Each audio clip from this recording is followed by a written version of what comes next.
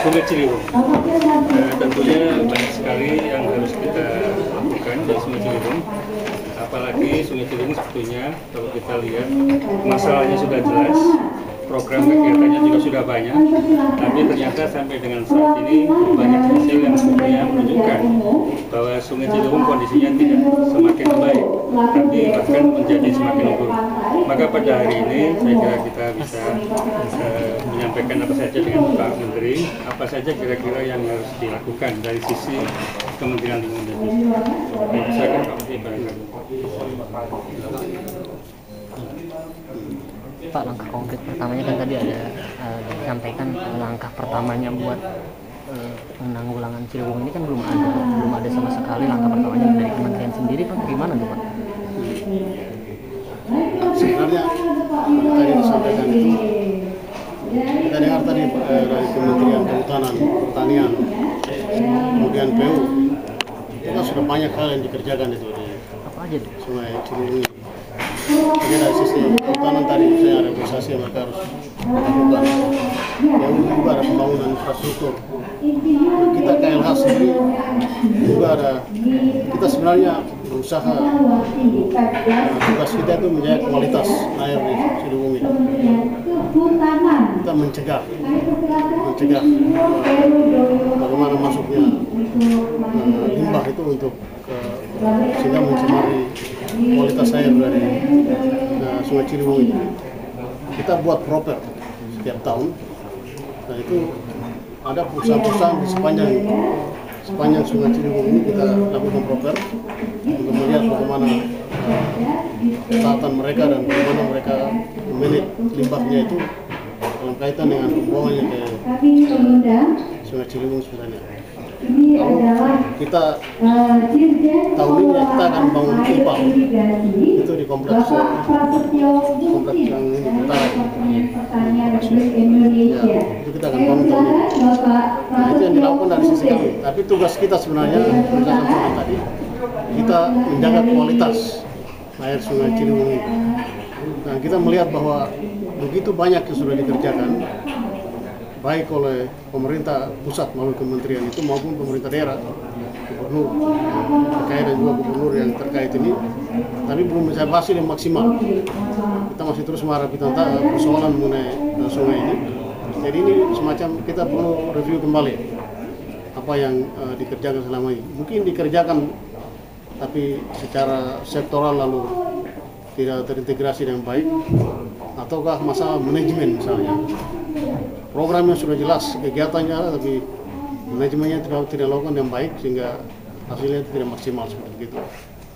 Atau apa lagi? Nah, sehingga ini kita coba membuka dialog ini supaya ada pemikiran, pendapat, masukan dari masyarakat juga bagaimana mengenai penanganan itu. Menteri yang ada seperti tadi akan menyampaikan apa yang mereka kerjakan, metode yang dilakukan, manajemen yang dikerjakan, dan masyarakat akan menilai itu. Mungkin ada sesuatu, ada hal-hal yang perlu dilakukan lagi dengan baik. Gitu. Nah, ini yang perlu kita lihat sekarang. Saya sampaikan tadi ada Korea. Kita itu sudah menandatangani MOU dengan Korea juga untuk penanganan sungai ini. Kita ada Korea Indonesia Center di sini. Saya tanda tangan itu di tahun lalu. Dan tadi kita lihat delegasi mereka hadir cukup banyak. Mereka memberi perhatian secara khusus, serius, dan kita harap mereka membantu. Jangan kita membiarkan mereka yang ambil alih penuh pekerjaan di sini. Tapi kita sesuai dengan seperti saya sampaikan tadi, sebenarnya Ciliwung ini sudah dibagi dalam segmen-segmen, ada 6 segmen. Nah, segmen dari hulu sampai dengan hilir. Nah, mestinya evaluasi yang kita buat ini di setiap segmen itu di mana? Waste-nya itu waste apa? Industri atau waste rumah tangga atau apa? Ada negosiasi harus di mana? Di segmen pertama, segmen kedua, segmen ketiga, dan seterusnya sampai segmen ke-6. Nah, ini kalau bisa dilihat itu dengan baik, kita bagi pekerjaan itu, kita keroyok itu. Yang kementerian lembaga ini kerja apa? Saya pikir pasti ada sesuatu yang akan berubah. Pihak Korea sendiri secara spesifik memberikan menyediakan bantuan seperti apa Pak? Nah, Korea ini nanti besok ya. Ya. Besok Korea akan menyusuri ini, menyusuri sungai ini. Besok nanti kita ikut juga ya. Ya. Nah, nanti mereka lihat dari itu apa yang mereka bisa lakukan. Mereka punya pengalaman bagus sebenarnya untuk itu manajemen sungai ini. Jadi itu yang kita harapkan, mereka bisa bantu kita. Waktu sistem mereka bantu kita untuk mendesain bagaimana. Nanti kita minta mereka lihat juga manajemen yang kita kembangkan selama ini dalam penanganan ini. Korea akan membantu kita lihat juga apa yang kita kembangkan itu benar. Kemudian yang sudah dikerjakan, misalnya oleh kementerian ini, apakah itu menurut mereka bisa tidak, kita akan beritahu. So, mereka membantu kita di technical management seperti itu. Korea sendiri memberikan bantuan secara hibah atau kita menyewa konsultan dari Korea? Banyak hibah ini ya. Hibah. Pak, berapa tahun Pak? Hibah dalam 3 tahun. MOU-nya berapa lama? MOU-nya berapa lama Pak? Ini 5 tahun. 5 tahun jadi yang kita sekarang. Ini bantuan ekspernya tadi yang kita bilang. Eksper bantu kita aja nanti. Sebenarnya nanti mengarah ya kalau ada kelompok itu. Ini sekarang ada kelompok masing-masing ini. Ada kelompok yang ada pemerintahnya, ada masyarakatnya. Jadi kalau Korea bisa kita jelaskan, lalu Korea bisa membantu kita dengan satu desain model baru untuk bagaimana penanganan itu akan lebih bagus. Kita lakukan itu kita harapkan nanti mereka bantu kita. Pak, sejauh apa peran pemerintah provinsi sendiri sebagai eksekutor di lapangan kan dengan yang berkoordinasi dengan Kementerian Lingkungan Hidup? Ada dua itu. Ya, kalau kita lihat sungai sebenarnya kan banyak sekali instansi yang terlibat. Jadi baik kementerian yang ada di pusat, lembaga dan juga provinsi dan kabupaten kota. Dan kesemuanya sudah terbagi habis untuk penanganan itu. Tinggal memang tantangannya sekarang bagaimana bersinergi satu sama lain. Jadi kalau sesuai dengan aturan yang ada, memang sebenarnya sudah ada. Kalau di pusat itu adalah untuk kebijakan nasional, kalau di provinsi itu koordinasi, kalau di tingkat kabupaten kota ini sudah mulai operasional. Tapi sekarang kita coba bagaimana seperti Pak sampaikan, mereview kembali yang sudah ada, kemudian menjadi satu kekuatan bersinergi menyelamatkan Sungai Ciliwung secara lebih cepat. Artinya dalam melalui dialog ini diharapkan aksi-aksi yang separatis ini jadi satu program nasional begitu Pak? Sebenarnya kita harapkan begitu. Jadi ada kesepakatan yang harus dibuat sama untuk. Dan saya bilang ini segmen tadi itu sebenarnya sudah jelas sekali. Segmen 1 sampai 6. Ini dilihat itu segmen 1 itu apa yang perlu kita tangani. Ini dulu ya. Mungkin kehutanan harus betul berperan untuk merealisasi dan lain. Kemudian segmen kedua dan seterusnya, PU yang lain, terus pemda yang ada mulai dari Bogor ya, baru ke DKI sendiri, ini harus betul dibantu. Ada target nggak Pak dari Kementerian Lingkungan Hidup untuk program ini berapa? Kita sedang menyusun satu rencana umum yang untuk 2010. Jadi dengan sendirinya sebenarnya yang harus dibenarkan manusia yang di sepanjang sungai. Nah ini yang belum terlihat. Itu kedepannya seperti apa? Itu satu. Yang kedua adalah koordinasi antar daerah antara Jakarta dan Jawa Barat, antara Kabupaten Bogor dan daerah tingkat 2 sepanjangnya sepertinya tidak begitu berjalan ya. Itu kita masih berjalan sendiri-sendiri. Nah apa problemnya? Sehingga kerjasama antar daerah itu sulit ketimbang kerjasama antar negara Indonesia dengan Korea. Kok bisa gitu? Sedangkan Jakarta dengan Bogor kok nggak bisa jalan bersama gitu. Sedangkan di negara lain misalnya Sungai Mekong itu antar negara malah jalan untuk menangani satu sungai. Jadi ini problemnya apa gitu? Apakah kedepannya perlu dilibatkan misalnya Kementerian Dalam Negeri dan lain sebagainya? Terima kasih Pak. Minta komentarnya soal ini. Itu yang kita lihat. Kenapa tidak berhasil? Sudah cukup banyak upaya yang dilakukan tidak berhasil. Itu antara lain pertama karena koordinasi kerjasama tadi yang tidak jalan, Pak. Nah, jadi ini kita sebenarnya dari Kementerian Lingkungan Hidup sekarang ini berupaya bagaimana supaya bisa terjadi itu sinergi itu bersama antara pemerintah daerah ini kita perlu lakukan itu. Lalu mengenai penduduk ini kita bukan hanya kita kerja nanti dengan Menteri Perumahan juga. BKKBN juga Pak? Ya, BKKBN dulu itu DKI ya. Iya. Gubernur dengan itu. Perumahan ini penting. Ini bagaimana orang-orang di sekitar sungai ini direlokasi dulu. Relokasi mereka kemana?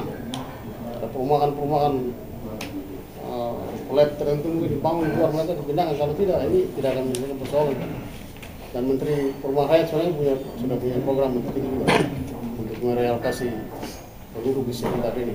Itu dulu dikasih pindah lalu bisa dibenahi sungai. Kalau tidak, itu persoalan berat, lama.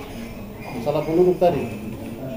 Nah ini memang Gubernur DKI menanggung beban berat ya, karena semua orang harus datang ke Jakarta dan sulit mengendalikan itu. Jadi tidak bertambah. Bagaimana upaya menekan penduduk itu ya tergantung bagaimana kebijakan pemerintah di DKI ini. Tapi yang kita buat nanti ini, Pak Arief mungkin kita akan koordinasi dengan kementerian terkait tadi. 3 sudah ada, Menteri Perumahan lagi, kemudian Menteri Dalam Negeri berkaitan dengan penduduk tadi. Nah, yang perumahan ini penting. Itu masyarakat itu digunakan tuh dari sekitar sungai itu kalau bisa dibenahi. Tidak akan selesai. Berarti nanti ada menyiapkan rumah untuk orang-orang yang ada di pinggiran sungai itu Pak. Nah itu sudah sejauh apa rencana itu? Apakah baru wacana atau sudah dijalankan? Saya waktu dalam pembahasan di tingkat kementerian kabinet mengenai Indonesia Bersih, itu Menteri Perumahan Rakyat dengan program itu. Ya, termasuk dan program itu untuk realokasi masyarakat di sungai. Mengenai status rumah yang ada di sepanjang sempadan sungai itu sebetulnya permasalahannya itu untuk memindahkan rumah atau mau menegakkan hukum tentang sempadan sungainya itu sendiri Pak. Menurut KLH itu sebetulnya pandangannya gimana? Karena ini kan banyak kewenangan di sini. Tiba-tiba sekarang ada dinas perumahan. Sebetulnya kan topik yang mau difokuskan dalam program 2012 ini yang kami dengar itu kan untuk Ciliwung. Bagaimana ini bisa sampai kok jadi masalah keperumahan. Sementara persoalan Ciliwungnya itu sendiri itu kan memang sudah cukup berat ya, menyangkut 2 wilayah DKI dan Jawa Barat. Terus juga persoalan masalah perumahan dan sempadan sungai ini yang sudah sangat akut ya. Itu tidak hanya di DKI, di daerah hulunya juga, di daerah tengahnya juga sudah mulai. Ini upaya yang harus dilakukan ini seperti apa? Ini perumahannya, maksudnya rumah tadi di foto kita lihat banyak rumah-rumah masyarakat bambu segala macam itu yang mau ditertibkan dulu. Dan kalau ada perumahan di situ ini ada sulit juga, harus negosiasi lagi. Karena kita ini sungai ini harus kembali. Kalau dia lurus, kenapa dia bengkok sekali?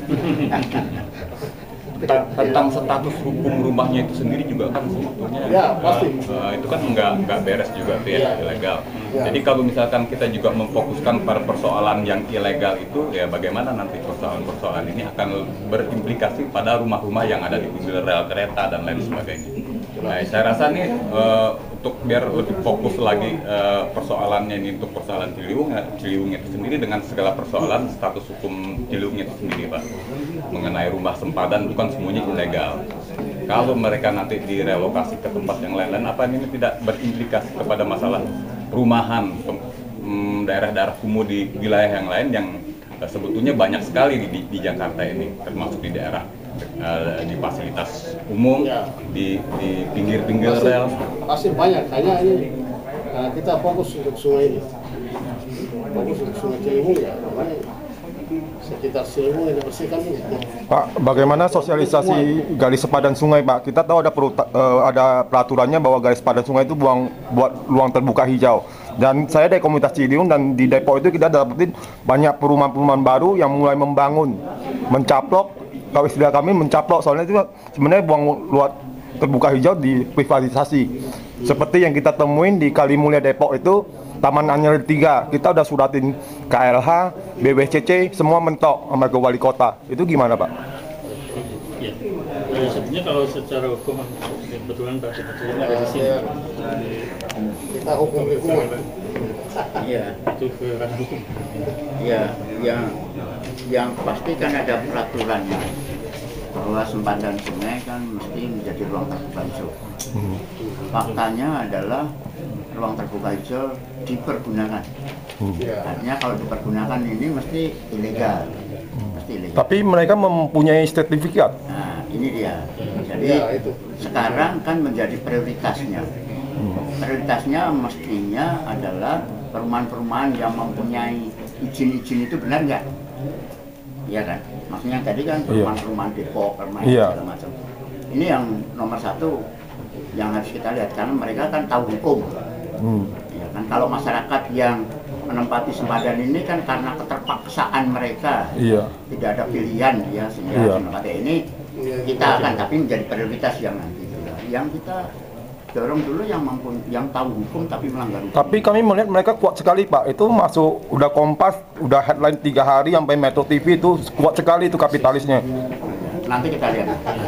Tapi secara prinsip bahwa kita akan melakukan penegakan mestinya kepada mereka-mereka yang tahu hukum kan nomor satu itu. Gitu Pak. Semoga. Iya Pak. Insya Allah. Satu lagi dukungannya. Indikator. Saya mau tanya indikator tentang keberhasilan program ini sejauh apa? Apakah harapannya misalnya sungai Ciliwung layak minum atau seperti apa harapan dari Kementerian Lingkungan Hidup sendiri indikator keberhasilan program ini? Kita lihat aja dari tayangan tadi itu kualitas air kan berbalik total. Cuma kita sudah mengembalikan itu saya sedikit. Air bersih, sempadan airnya bersih dulu. Kalau nanti kita lihat kualitas tadi. Kualitas tadi kita lihat terlalu terbalik total itu. Bersih sampai layak minum atau tidak? Belum sejauh itu. Di segmennya tadi, per segmen. Ya. Pak, saya mau tanya sedikit. Saya dari komunitas Ciliwung, Condet, mengenai sepadan sungai. Sebetulnya kan kewenangan dari PU. Kalau dari anunya. Cuma saya lihat sekarang yang meminta menetapkan sepadan sungai itu kewenangannya sebetulnya harus ada permohonan. Nah, kalau saya lihat kan ada permohonan izin lingkungan, sekarang kan udah ada izin lingkungan. Berarti pengusaha yang memohon gitu. Sementara yang emang masih tanah masyarakat yang bersentuhan langsung itu nggak mungkin masyarakat yang memohon. Nggak mungkin, dia akan minta ditetapkan sepadannya gitu. Ada nggak kebijakan dari pemerintah itu untuk menetapkan, jadi langsung disosialisasikan, kan sudah ada undang-undangnya 15 meter, 20 meter, 30 meter, tidak ada. Cuma masyarakat itu harus benar-benar mengetahui, dipatok, jadi emang ketahuan bahwa itu ada RTH-nya udah jelas gitu di situ. Dan apa termasuk RTH itu di sepadan sungai? Iya, tadi kembali ya, ini kan ada masalah hukum, ada masalah hak selama ini. Saya kira ini kan antara hak dan kewajiban.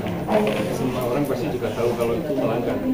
Jadi mungkin jika kalau namanya melanggar itu adalah yang memang orang ketahuan, saya kira itu menjadi prioritas utama untuk bisa diselesaikan. Nah, maksud saya untuk jadi emang ada jaminan gitu Pak. Kalau emang dari pemerintah udah diketentuan undang-undang, tapi pelaksanaannya biar masyarakat tahu dipatok atau dibikin apa. Jadi emang sosialisasinya ada rencana 20 tahun. 20 tahun itu ada tahapan, maksud saya ada penetapan khusus dari pemerintah. Jangan sampai seperti Kampung Melayu lagi gitu. Upaya-upaya yang terdekat kan akan meningkatkan kesadaran. Jadi dipatok sekalipun, juga dipatok sekalipun kalau tidak sadar. Ya sosialisasinya Pak, kemanusiaannya gimana itu Pak? Jadi itu berdampingan dengan alam yang sebetulnya harus kita ciptakan lagi kesehatan. Kalau kita ini menganggap manusia di sana alam di sini masih juga persoalan. Ya maksud saya gini Pak, ada nggak penetapan khusus sebenarnya dari pemerintah? Jadi biar juga jadi kalau orang mau bikin sertifikat ya nggak bisa sampai ke sana gitu. Sudah ada ke BPN nggak? Ya, BPN. Kita Iya. Ya. Oke. Pak soal